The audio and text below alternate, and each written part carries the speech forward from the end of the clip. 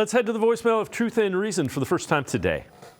Davis, Mike, West Virginia. I'm seeing some negative stuff about people's feelings on Jimmy Haslam. Jimmy Haslam is by far and away the best owner we have ever had. This man wants to win. You can tell it in his temperament. You can tell it when he talks. And, you know, he's jumped the gun and not gave coaches in the past very much time, but it seems like he's turning into a pretty stable owner, and he's having patience with people. And, my gosh, man, he just wants to win. He's proud to be the owner of the Cleveland Browns. We're lucky we got somebody that ain't from Cleveland that wants to keep the team there. So, Dave, you take care. God bless.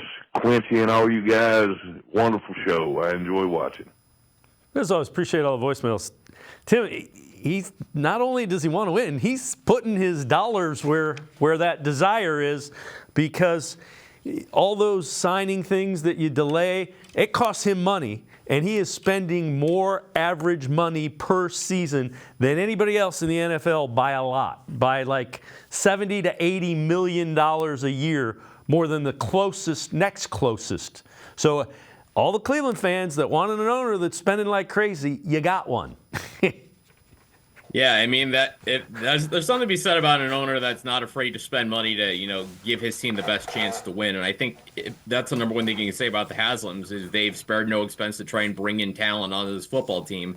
But I think the biggest thing he's done is that he's found a good, stable, front office. Andrew Berry and Ken Stefanski, I think they've done a good job stabilizing the organization. I mean, these last 4 seasons are probably the best. This is probably the best 4-year stretch the Browns have had in the post-expansion era since '99, and I think they've done well enough where they should stick around for a while.